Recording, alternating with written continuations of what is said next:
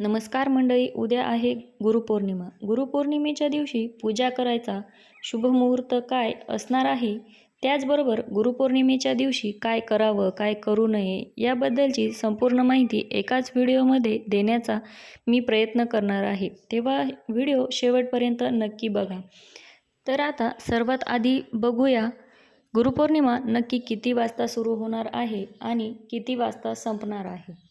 आणि या दिवशी जी पूजा केली जाते त्या पूजेचा शुभ मुहूर्त काय असणार आहे. यंदा गुरुपौर्णिमा 29 जुलैला म्हणजे उद्या, पण पौर्णिमा तिथी मात्र 28 जुलैला रात्री म्हणजे आज 9:36 सुरू होईल आणि पौर्णिमा तिथी समाप्ती होईल 29 जुलैला रात्री 8:07.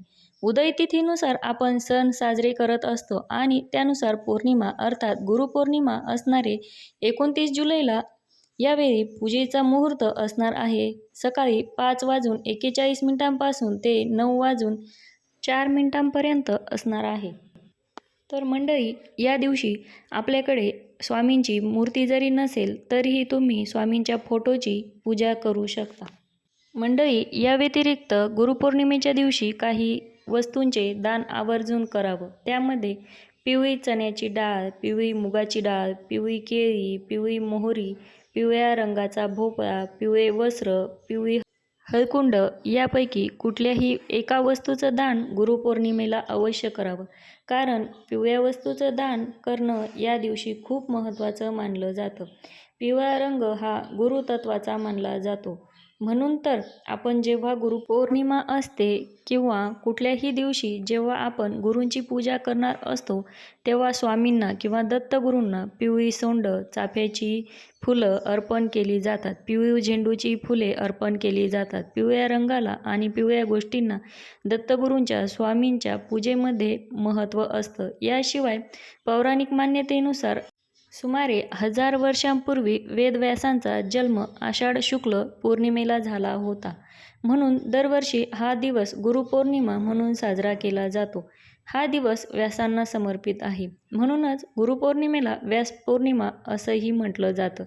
लक्षात घ्या मंडळी, गुरुपौर्णिमा हा फक्त गुरूंचा सन्मान करण्याचा दिवस नाही, तर आपल्या आयुष्यात मार्गदर्शक करणाऱ्या प्रत्येक व्यक्तीबद्दल कृतज्ञता व्यक्त करण्याचा दिवस आहे. पौराणिक मान्यतेनुसार असंही सांगितलं जातं की भगवान शिवशंकरांनी याच दिवशी सप्तऋषींना योगाचं ज्ञान दिलं, म्हणूनच त्यांना आदिगुरू म्हटलं जातं. तसंच भगवान गौतम बुद्धांनी सारनाथ येथे याच दिवशी आपला पहिला उपदेश दिला अशी बौद्ध धर्मात सुद्धा मान्यता आहे. त्यामुळे गुरुपौर्णिमा दिवस अनेकांना श्रद्धा, ज्ञान आणि गुरूंच्या आशीर्वादासाठी खास मानला गेलेला आहे. तर मंडळी, उद्या आहे गुरुपौर्णिमा.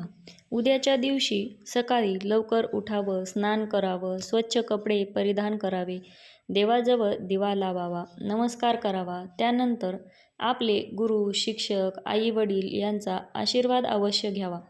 गुरूंनी दिलेला मंत्र असल्यास त्याचाही जप करावा.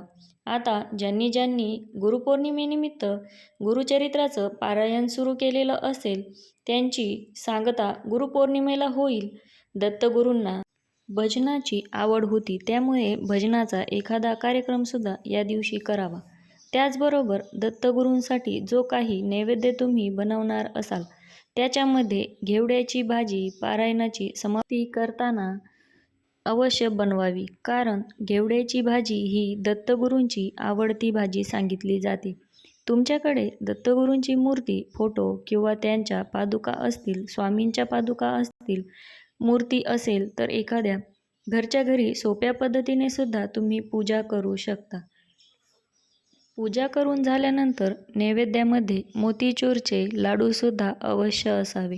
गुरुपौर्णिमेच्या दिवशी सर्व दत्त मंदिरांमध्ये, स्वामी मठांमध्ये मोठ्या मोठ्या प्रमाणात उत्सव, अन्नछत्र आणि भंडाऱ्याचे आयोजन केले जाते.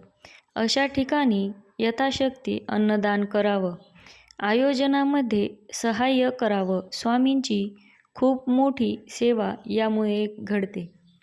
अशा प्रकारे तुम्ही जर गुरुपौर्णिमा साजरी केली तर आपल्याला लाभ नक्कीच होईल. दत्तगुरूंना आणि स्वामींना नैवेद्य वाढताना तो केळीच्या पानावर वाढावा. त्यात पुरणाचा नैवेद्य नक्की असावा किंवा शेवयांची खीर तरी असावी. स्वामींना हा नैवेद्य मनोभावे वाढावा आणि त्यानंतर उपवास सोडावा.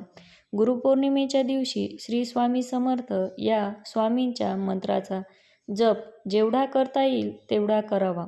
त्याचबरोबर दिगंबरा दिगंबरा श्रीपाद वल्लभ दिगंबरा या मंत्राचा जपसुद्धा अवश्य करावा. मंडळी, गुरुपौर्णिमेला नक्की काय करा व हा भाग पाहिला. आता काय करू नये हे बघूया. गुरुपौर्णिमेच्या दिवशी घरात वादविवाद, भांडणं अजिबात करू नयेत. त्याचबरोबर कुठल्याही प्रकारचं मांस, मदिरा याचं सेवन करू नये. सात्विक आहार घ्यावा. कांदा लसूण विरहित अन्न ग्रहण करावं. कुणाशीही भांडण करू नये. या दिवशी खोटं बोलू नये. कुणाचा आपल्याकडून अपमान होईल असंही बोलू नका. तुम्हा सर्वांना गुरुपौर्णिमेच्या हार्दिक शुभेच्छा. तर मंडळी, तुम्हाला आजच्या या व्हिडिओची माहिती कशी वाटली हे कमेंट करून नक्की सांगा. चॅनलवर नवीन असाल तर चॅनलला सबस्क्राईब करून घ्या. व्हिडिओ आवडल्यास लाईक आणि शेअर करा. धन्यवाद.